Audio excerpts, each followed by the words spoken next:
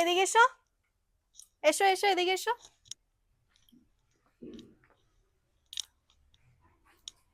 এই দেখো আমাদের গাছের মোচা, প্রথম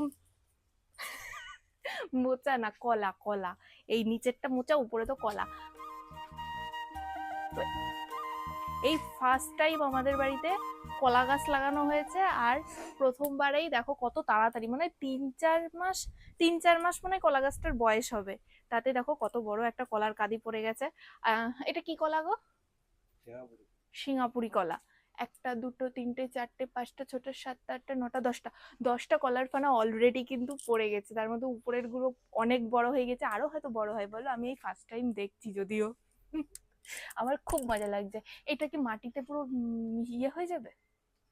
হ্যাঁ, এটা দেখো এই যে মাটি থেকে এতটা দূরত্ব, মাটি থেকে মাটিতে পড়ে যেতে পারে বলো। তো এটা কি এবার খেয়ে নিতে হয়?